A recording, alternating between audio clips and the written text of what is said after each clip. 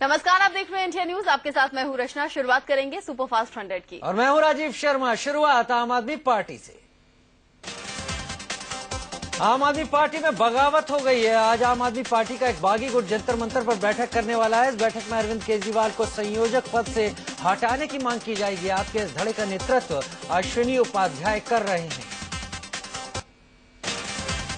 जंतर मंतर पर यह बैठक आज दोपहर होगी। संयोजक बदलने के पीछे का कारण अरविंद के ग्राफ का गिरना बताया जा रहा है। खबर है कि आम आदमी पार्टी में कुमार विश्वास को पार्टी का संयोजक बनाए जाने का प्रस्ताव आ सकता है।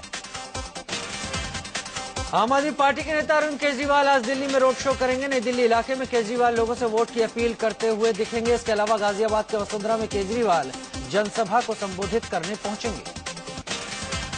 आज रैलियों का रविवार है। कांग्रेस उपाध्यक्ष राहुल गांधी आज दिल्ली के अम्बेडकर केजरीवाल लोगों से वोट की अपील करते हुए दिखेंगे। इसके अलावा गाजियाबाद के वसुंधरा में केजरीवाल जनसभा को संबोधित करने पहुंचेंगे।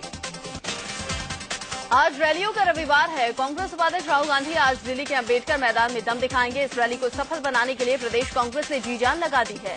इसके पहले यहां हुई राहुल की रैली में कुर्सियां भी खाली रह गई थी। इसके अलावा राहुल हरियाणा में भी हुंकार भरेंगे। यहां के सिरसा में राहुल गांधी रैली को संबोधित करने पहुंचेंगे। यहां वो पार्टी के उम्मीदवार अशोक तंवर के समर्थन में प्रचार करेंगे। उधर ग्वालियर में आज राहुल रैली के दौरान गरजते हुए नजर आएंगे। उधर बीजेपी के पीएम उम्मीदवार नरेंद्र मोदी यूपी के अलीगढ़ में रैली करेंगे। इसके अलावा बिजनौर में भी मोदी विरोधियों पर बरसेंगे। यहां मोदी पार्टी के प्रत्याशी डॉक्टर यशवंत सिंह के लिए प्रचार करेंगे। बीजेपी के राष्ट्रीय अध्यक्ष राजनाथ सिंह भी आज धुआंधार रैली करेंगे। यूपी का कैराना, मुजफ्फरनगर, बागपत, गौतम बुद्ध नगर में राजनाथ प्रचार करने पहुंचेंगे। इसके अलावा राजनाथ सिंह खतौनी में जनसभा को संबोधित करेंगे। उधर वेस्ट दिल्ली सीट पर भी राजनाथ प्रचार करते नजर आएंगे। वेस्ट दिल्ली से बीजेपी के प्रत्याशी प्रवेश वर्मा के सपोर्ट में रैप गायक हनी सिंह रोड शो करेंगे। इसके अलावा पूर्वांचली वोटरों को लुभाने के लिए मनोज तिवारी भी मैदान में उतरकर मोर्चा संभालेंगे। शामली के कैराना में एसपी सुप्रीमो मुलायम सिंह यादव की जनसभा है। दंगों के बाद मुलायम सिंह पहली बार शामली पहुंच रहे हैं। आज करीब 11 बजे कैराना कस्बे में पहुंचेंगे और लोगों को संबोधित करेंगे। बीएसपी भी लोकसभा चुनाव के लिए अपनी पूरी ताकत झोंके हुए है। बीएसपी सुप्रीमो मायावती ने चुनाव प्रचार की कमान संभाली है। इसी सिलसिले में आज मायावती मेरठ हापुड़ रोड पर जनसभा को संबोधित करेंगी। बीजेपी नेता कल्याण सिंह आज अमरोहा में चुनावी सभा को संबोधित करेंगे। इसके अलावा कल्याण सिंह गाजियाबाद और बदायूं में पार्टी का प्रचार करने के लिए पहुंचेंगे। राजस्थान के पूर्व मुख्यमंत्री अशोक गहलोत जैतारण में चुनावी जनसभा को संबोधित करेंगे। यहां वो निमाज बाईपास पर होने वाली सभा में पहुंचेंगे और जनता से वोट की अपील करते हुए नजर आएंगे। विवादित बयान देने के लिए मशहूर यूपी सरकार के कैबिनेट मंत्री आजम खान की जुबान एक बार फिर बेलगाम हो गई। आजम खान ने यूपी के बीजेपी प्रभारी अमित शाह को गुंडा बता दिया। जो एक अमित शाह नाम का गुंडा है, हत्यारा, गुजरात में बेगुनाहों का कातिल, 302 का मुलजिम जो कि जमानत पर है। दरअसल आजम खान का विवादित बयान अमित शाह के उस बयान के बाद आया है जब अमित शाह ने एक सभा के दौरान अपमान का बदला लेने के लिए बीजेपी को वोट करने की बात कही थी। धमकी दी है, टेलीविजन पर कब से धमकी चल रही है, हमारा नाम लिए बगैर। अपने यूपी प्रभारी के बयान से मचे बवाल पर बीजेपी ने स्टैंड साफ कर दिया है। बीजेपी ने कहा अमित शाह ने कुछ भी गलत नहीं बोला है। यदि आप अमित शाह जी के बयान को बड़े ध्यान से सुनेंगे तो उसमें ये स्पष्ट हो जाएगा कि उन्होंने आज देश के अंदर जो मौजूदा मूड है उसे अच्छे रूप से समझकर उसे प्रतिबिंबित किया है। इसके पहले अमित शाह के एक बयान पर बवाल मच गया। शाह पर यूपी के बिजनौर में हुई रैली के दौरान एक समुदाय के खिलाफ लोगों को भड़काने का आरोप लगा है। आरोप है कि अमित शाह ने अपने भाषण के दौरान एक समुदाय पर हिंसा करने का आरोप लगाया और लोगों से इस अंदाज में सवाल पूछे जिससे लोगों की भावनाओं को बात छू जाए। अमित शाह ने जो कुछ भी कहा वो हम आपको सुना नहीं सकते। अमित शाह ने इस चुनाव को पश्चिमी यूपी के सम्मान से जोड़ा और कहा कि ये चुनाव अपमान का बदला लेने का चुनाव है। अमित शाह के मुताबिक इस चुनाव के जरिए अन्याय करने वालों को सबक सिखाया जाना चाहिए। ये चुनाव सम्मान का चुनाव है, अपमान के बदले का चुनाव है और जिन्होंने अन्याय किया है उसको सबक सिखाने का चुनाव। अमित शाह ने विवादित बयानों की झड़ी लगा दी। उन पर यूपी की अखिलेश सरकार को धमकी देने का आरोप भी लगाया है। अमित शाह ने कहा कि अगर केंद्र में बीजेपी की सरकार बनी तो यूपी की सरकार अपने आप बर्खास्त हो जाएगी। प्रधानमंत्री बोलेंगे बनाओगे तो दूसरे दिन समझना मुल्ला मुलायम की सरकार अपने आप गिर जाएगी। कांग्रेस ने चुनाव आयोग से अमित शाह को दंगा प्रभावित जिलों में उनके नफरत फैलाने वाले भाषणों के लिए गिरफ्तार करने और उनके चुनाव प्रचार करने पर प्रतिबंध लगाने की मांग की है। कांग्रेस ने यह भी आरोप लगाया कि नरेंद्र मोदी और उनके सहयोगी गुजरात का 2002 का सांप्रदायिक खेल पूरे देश में खेलने का प्रयास कर रहे हैं। कांग्रेस ने बीजेपी और उसके पीएम कैंडिडेट मोदी के खिलाफ आचार संहिता के उल्लंघन को लेकर कार्रवाई की मांग की है। एसपी महासचिव रामगोपाल यादव ने कहा कि लोकतांत्रिक तरीके से चुनी गई सरकार गिराना फासिस्ट विचारधारा है। उन्होंने कहा कि उनकी हिम्मत है तो हमारी सरकार गिराकर दिखाएं। खबर दिल्ली से। राजधानी दिल्ली में एक बार फिर देर रात बाइकर्स गैंग ने आतंक मचाने की कोशिश की। 100 बाइक पर सवार होकर करीब 300 हुड़दंगी देश के गृह मंत्री सुशील कुमार शिंदे के घर के बाहर हंगामा कर रहे थे, लेकिन इंडिया गेट के आउटर सर्किल पर बैरिकेडिंग कर पुलिस ने इन्हें धर दबोचा। पुलिस को देखते ही हुड़दंगी इधर उधर भागने लगे, लेकिन पुलिस ने इन्हें पकड़ने के लिए पूरी फोर्स तैयार कर रखी थी। बैरिकेडिंग लगाए गए थे। हुड़दंगियों को एक एक कर पकड़ा गया। करीब 100 बाइक पुलिस ने सीज की। शनिवार की रात ये बाइकर्स दिल्ली की सड़क पर पहले की तरह हुड़दंग मचाने की फिराक में थे, लेकिन इनकी सारी कारस्तानी धरी की धरी रह गई। गृहमंत्री के घर के आगे हुड़दंग मचाने की मंशा इन पर भारी पड़ गई। हुड़दंगियों के अलावा भी पुलिस ने उन बाइक्स को पकड़ा जिस पर 2 से ज्यादा लोग बैठे थे। इनके आतंक से परेशान पुलिस ने इन पर डंडे चलाए, थप्पड़ भी रसीद किए। पुलिस ने इन सबको हिरासत में लिया है। बीजेपी के फायर ब्रांड नेता और सुल्तानपुर कैंडिडेट वरुण गांधी एक बार फिर विवादों में घिर गए। चुनाव प्रचार के दौरान महिलाओं के साथ बैठक में शोरगुल से नाराज वरुण महिलाओं पर भड़क गए और उन्हें पागल बता डाला। वरुण गांधी यहीं नहीं रुके। माइक पर बोलते वक्त सामने बैठी एक महिला का मासूम बच्चा रोने लगा तो वरुण ने उसे भी डपट दिया। वरुण ने महिलाओं के सेंस पर ही सवाल उठा दिए। सहारनपुर से कांग्रेस कैंडिडेट इमरान मसूद पर राजस्थान की मुख्यमंत्री वसुंधरा राजे ने जबरदस्त हमला बोला है। जयपुर की एक चुनावी रैली में मोदी पर दिए मसूद के बयान के जवाब में राजे ने कहा कि हम चुनाव बाद देखते हैं कि किसके टुकड़े होंगे। वसुंधरा राजे के इस बयान पर इमरान मसूद ने कहा कि वो ऐसी धमकियों से डरने वाले नहीं हैं। उन्होंने आरोप लगाया कि बीजेपी लगातार उन्हें अलग अलग तरीके से धमकियां भेज रही है, लेकिन वो डरकर घर में नहीं बैठने वाले। दरअसल सहारनपुर से कांग्रेस उम्मीदवार इमरान मसूद ने नरेंद्र मोदी को बोटी बोटी कर देने की धमकी दी थी, जिसके लिए उन्हें कुछ दिन जेल की हवा खानी पड़ी। बाद में मसूद को जमानत पर रिहा कर दिया गया।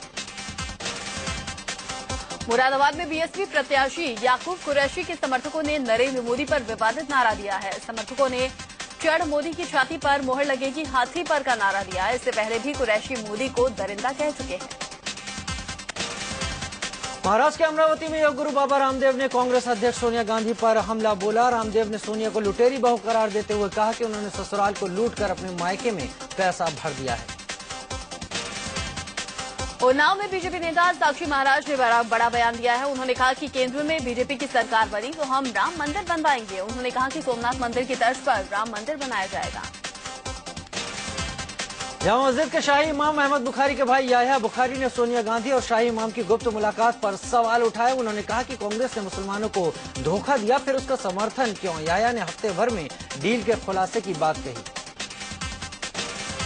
शाही इमाम के भाई याह्या बुखारी ने कहा कि कांग्रेस और बीजेपी दोनों एक सिक्के के 2 पहलू हैं। बीजेपी ने मुसलमानों पर सामने से वार किया तो कांग्रेस ने पीठ पीछे से। याह्या बुखारी ने कपिल सिब्बल और इजराइल के पीएम की मुलाकात की फोटो दिखाते हुए कहा कि ये मुलाकात गुप्त रूप से क्यों हुई। बीजेपी के वरिष्ठ नेता लालकृष्ण आडवाणी ने गांधीनगर से लोकसभा के लिए नामांकन किया। नामांकन के दौरान आडवाणी के साथ बीजेपी के पीएम कैंडिडेट नरेंद्र मोदी भी मौजूद रहे। लंबे वक्त बाद दोनों नेता एक मंच पर साथ दिखाई दिए।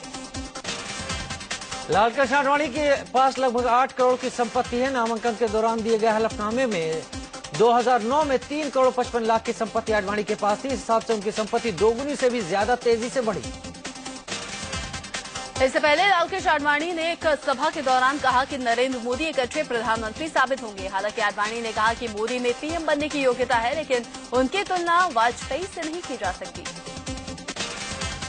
आडवाणी ने कहा कि चुनाव में बीजेपी की जीत और कांग्रेस की हार तय है। उन्होंने कहा कि मुझे गांधीनगर से चुनाव लड़ने की खुशी है। सीट के अलावा मैंने कभी किसी सीट से लड़ने के बारे में नहीं सोचा। आडवाणी के साथ सभा में मौजूद नरेंद्र मोदी ने लोगों से उन्हें भारी मतों से जिताने की अपील की। मोदी ने आडवाणी की तारीफ करते हुए कहा कि देश की सेवा करने के साथ साथ हमें आडवाणी जी की सेवा करने का मौका मिलता है। उन्होंने मेरे करियर में बहुत अहम भूमिका निभाई। लखनऊ सीट से बीजेपी के उम्मीदवार राजनाथ सिंह ने नामांकन पर्चा भरा। राजनाथ सिंह इस बार गाजियाबाद सीट छोड़कर लखनऊ से चुनाव लड़ रहे हैं। सीट पर उनका मुकाबला कांग्रेस उम्मीदवार रीता बहुगुणा जोशी से है। हलफनामे के मुताबिक राजनाथ सिंह 2.5 करोड़ से ज्यादा की संपत्ति के मालिक हैं। उनके पास कुल 2,51,71,850 रुपए की अचल संपत्ति है, जो साल 2009 में गाजियाबाद लोकसभा सीट से नामांकन के वक्त दर्शाई गई जायदाद से लगभग दोगुनी है। लखनऊ में कांग्रेस उम्मीदवार रीता बहुगुणा जोशी ने नामांकन किया। उन्होंने कहा कि इस बार लखनऊ सीट कांग्रेस की झोली में जाएगी। रीता के समर्थन में एक 93 साल की बुजुर्ग कांग्रेस नेता भी दिखी। बुजुर्ग महिला ने रीता के लिए गर्म जोशी से नारे लगाए।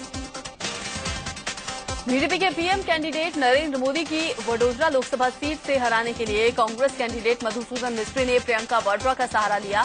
मिस्त्री ने प्रियंका से मोदी के खिलाफ प्रचार करने की अपील की है। सूत्रों की माने तो प्रियंका इसके लिए मान भी गई हैं और वो जल्द ही मधुसूदन मिस्त्री के लिए वडोदरा के लोगों से वोट मांगती देख सकती हैं। अगर ऐसा हुआ तो ये राजनीति में प्रियंका का एक और छोटा सा कदम होगा। प्रियंका इन दिनों पर्दे के पीछे से राजनीति में सक्रिय है। बताया जा रहा है कि दिल्ली में कांग्रेस के वॉर रूम की कमान प्रियंका गांधी ने ही संभाल रखी है। इसके व्यस्तता के चलते वो सोनिया गांधी के नामांकन दाखिल करते वक्त रायबरेली नहीं गई थी।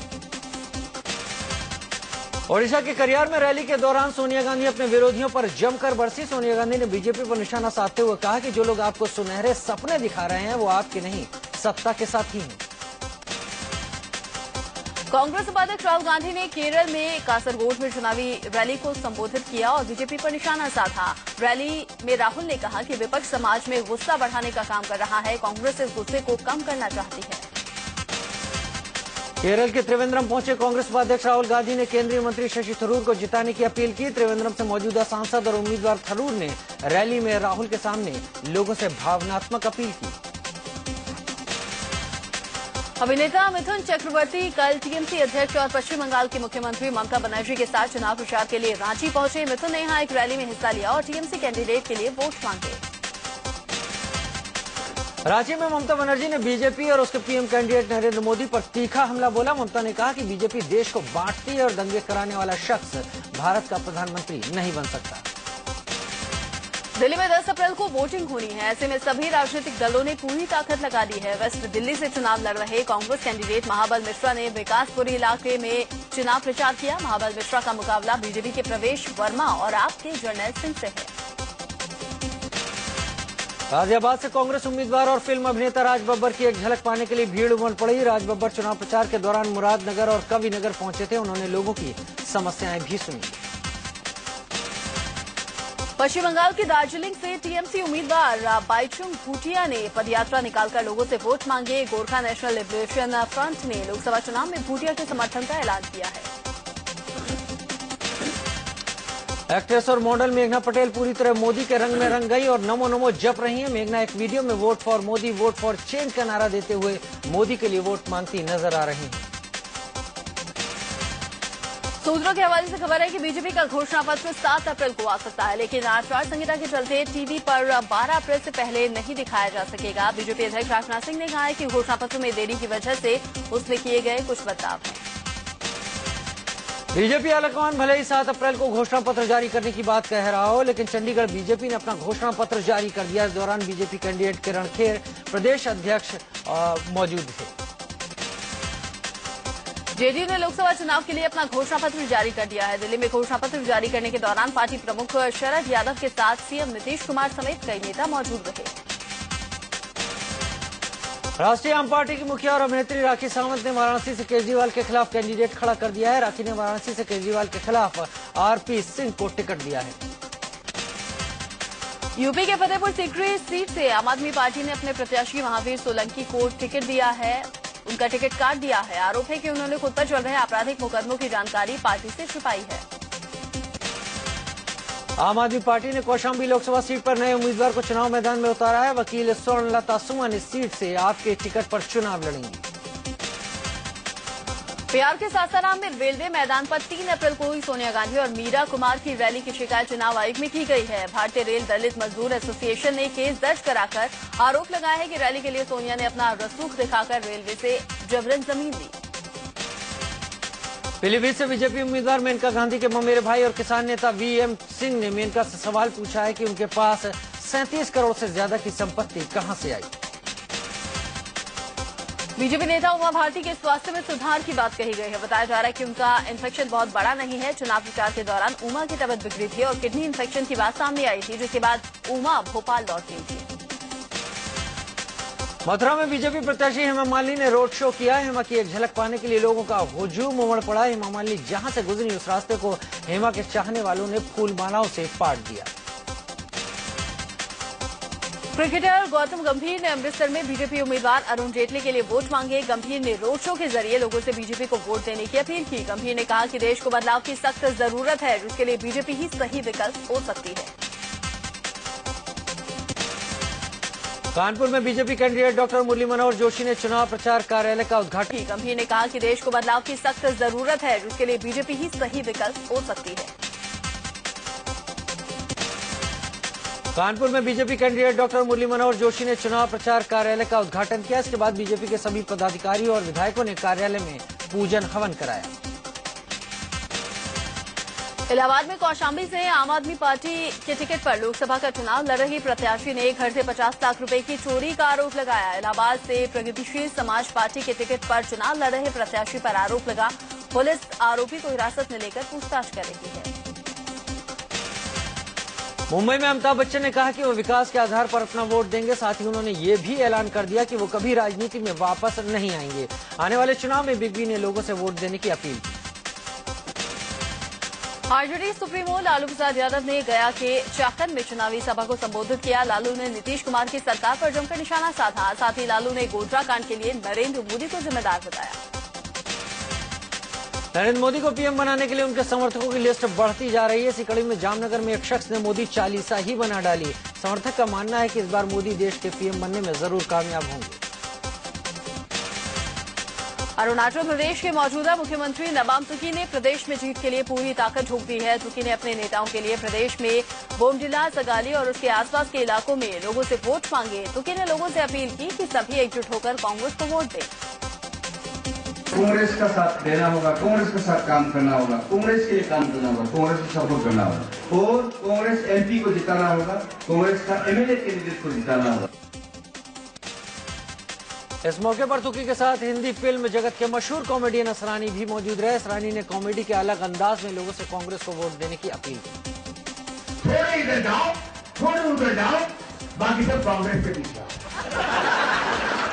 मैं तो बोलता हूं इधर में कहीं मत जाओ, कांग्रेस के पीछे आओ। यौन शोषण मामले में आसाराम की तीसरी बार पेश की गई जमानत अर्जी पर सुनवाई पूरी नहीं हो पाई। बचाव पक्ष और सरकारी वकील की जिरह तो पूरी हो गई, लेकिन पीड़ित लड़की के वकील ने जिरह के लिए अभी और वक्त मांगा है। 7 अप्रैल को मामले की अगली सुनवाई होगी। आसाराम को अस्पताल से वापस जोधपुर सेंट्रल जेल भेज दिया गया है। बीमारी की शिकायत के बाद आसाराम को आयुर्वेद अस्पताल में भर्ती कराया गया, जहां सारी रिपोर्ट नॉर्मल आ रही थी। इंडिया न्यूज ने स्ट्रिंग में पहले ही साफ दिखाया था कि आसाराम बीमारी के नाम पर अस्पताल में मौज काट रही हैं। पीड़ित लड़की के वकील ने कोर्ट में इंडिया न्यूज के स्ट्रिंग का हवाला देकर बीमारी का मामला उठाया था। नागपुर पुलिस की दबंगई की बेरहम तस्वीरें सामने आई हैं। सड़क किनारे बैठी एक बुजुर्ग महिला को पुलिस वालों ने किस कदर पीटा, ये आप तस्वीरों में देख सकते हैं। पुलिस वाले इस 65 साल की इस महिला को पीट कर अधमरा कर दी। ये तस्वीर नागपुर के काटोल नाका परिसर की है। पुलिस की इस कदर बेरहमी की वजह है महाराष्ट्र के सीएम पृथ्वीराज चौहान का नागपुर दौरा। इस महिला को पुलिस वालों ने हटाने की कोशिश की, लेकिन मजबूर और लाचार महिला ने जब हटने से मना कर दिया तो उस पर कैसे टूट पड़े खाकी वर्दी वाले, ये आप देखिए। मध्य प्रदेश के गरियाबंद में एक ट्रक देखते ही देखते आग की चपेट में आ गया। रायपुर जगदलपुर नेशनल हाईवे पर लगी इस आग की वजह से आवाजाही बंद हो गई। काफी देर बाद पहुंची फायर ब्रिगेड की टीम ने आग पर काबू पाने की कोशिश की। बताया जा रहा है कि ट्रक में टीवी लदे हुए थे। उज्जैन के पौष इलाके फ्रीगंज में बीती रात कपड़े की 2 दुकानों में आग लग गई। आग की चपेट में पास का 3 मंजिला मकान भी आ गया। देखते ही देखते आग की लपटों ने विकराल रूप ले लिया। मकान के अंदर फंसे 5 लोगों को जैसे तैसे बाहर निकाला गया। भीषण आग को देखकर लोगों की रूह कांप गई। मौके पर दमकल की 20 गाड़ियां पहुंची, लेकिन आग पर काबू पाना मुश्किल हो रहा था। करीब 3 घंटे की मशक्कत के बाद फायर ब्रिगेड ने आग पर काबू पाया। बताया जा रहा है कि आग की वजह से करीब 1 करोड़ का नुकसान हुआ है। कानपुर के नौबस्ता इलाके में बाइक सवार बदमाशों ने एक शख्स पर अंधाधुंध गोलियां बरसाकर उसे मौत के घाट उतार दिया। हंसपुरम इलाके में हुई अचानक ताबड़तोड़ फायरिंग ने लोगों को हैरानी में डाल दिया। जिस शख्स को गोली मारी गई उसकी भी शिनाख्त नहीं हो पाई है। यूपी के बलरामपुर में एक शादी में जहरीला भोजन खाने से सैकड़ों बारातियों की हालत बिगड़ गई। आनन फानन में मरीजों को जिला अस्पताल में भर्ती करवाया गया। बीमार मरीजों में सबसे ज्यादा संख्या बच्चों की है। मध्य प्रदेश के सागर में एक प्रेमी जोड़े ने खुद को गोली मारकर मौत के गले लगा लिया। लड़का लड़की दोनों एक दूसरे को काफी दिन से पसंद करते थे, लेकिन उनके परिवार वालों को इस रिश्ते से ऐतराज था। दिल्ली में रेलवे पुलिस ने टिकटों का फर्जीवाड़ा करने के आरोप में एक शख्स को गिरफ्तार किया है। आरपीएफ ने इस शख्स के पास से करीब 2.25 लाख रुपए के 86 ई टिकट बरामद किए। आरपीएफ के मुताबिक इस शख्स ने पिछले 3 महीने में करीब 900 फर्जी ई टिकट बेचकर रेलवे को लाखों का चूना लगाया। राजधानी दिल्ली में विदेशी महिला से छेड़छाड़ का मामला सामने आया है। अमेरिकी महिला का आरोप है कि वो सरिता विहार के अपोलो अस्पताल में इलाज के लिए आई थी। इलाज के दौरान डॉक्टर ने उसके साथ छेड़छाड़ की। पीड़ित विदेशी महिला की शिकायत पर पुलिस ने आरोपी डॉक्टर को गिरफ्तार कर लिया। T20 वर्ल्ड कप के फाइनल में आज भारत और श्रीलंका आमने सामने हो गए। दोनों टीमें पूरे दमखम के साथ मैदान में उतरेंगी। शाम 6:30 बजे मैच शुरू होगा। टीम इंडिया अगर आज का मैच जीत जाती है तो वो T20 में लगातार 8 मैच जीतने का वर्ल्ड रिकॉर्ड भी अपने नाम करेगी। इसके पहले इंग्लैंड और आयरलैंड की टीमें ये कारनामा कर चुकी हैं। अगर team India T20 world cup का फाइनल जीत जाती है तो उसके नाम 2 रिकॉर्ड दर्ज होंगे। टीम इंडिया ऐसी पहली टीम होगी जिसने T20 वर्ल्ड कप में 2 बार कब्जा किया। इसके अलावा वनडे और T20 में पहली ऐसी टीम होगी जिसने 2 बार खिताब जीता हो। फाइनल मैच से पहले टीम इंडिया के कप्तान महेंद्र सिंह धोनी ने कहा कि वो दिग्गजों की भिड़ंत को लेकर कूल हैं। माही ने कहा कि वो हारना पसंद नहीं करते। भारतीय क्रिकेट टीम का कप्तान महेंद्र सिंह धोनी को 2014 के एशियन अवार्ड से सम्मानित किया गया। इंग्लैंड के पूर्व क्रिकेटर राम प्रकाश धोनी को इस सम्मान देने वाले थे, लेकिन फिलहाल धोनी बांग्लादेश में हैं। धोनी को मिलने वाले प्रशस्ति पत्र में उन्हें सीमित ओवरों के क्रिकेट में बेहतरीन फिनिशर कहा गया है। फाइनल में टीम इंडिया की जीत के लिए प्रार्थनाओं का दौर शुरू हो गया है। एक बार फिर T20 वर्ल्ड कप कब्जे के लिए मेरठ में लोगों ने हवन और प्रार्थना की। अफगानिस्तान में राष्ट्रपति चुनाव के लिए रिकॉर्ड तोड़ मतदान हुआ। चीन के यूना प्रांत के योगशाज में आए भूकंप से इलाके में भारी तबाही हुई। भूकंप से कई घरों को नुकसान भी पहुंचा। दिल्ली के IGI एयरपोर्ट पर गिरफ्तार अमेरिकी पुलिस अधिकारी पर अमेरिका ने कहा है कि इस मामले को देवयानी खोबरागड़े की गिरफ्तारी का बदला नहीं माना जाना चाहिए। अभिनेत्री कैटरीना कैफ की छोटी बहन इसाबेल कैफ की आने वाली फिल्म डॉक्टर कैबी का पहला ट्रेलर रिलीज कर दिया गया है। फिल्म के डायरेक्टर जीन फ्रोइंकोइस हैं और निर्माता सलमान खान हैं।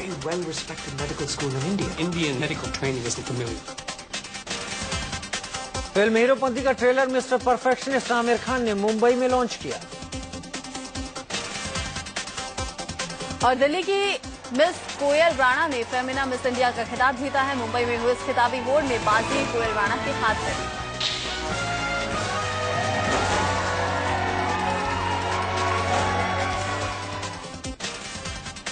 तो सुपरफास्ट 100 में फिलहाल इतना ही। वक्त एक ब्रेक का है। ब्रेक के बाद भी खबरें जारी है।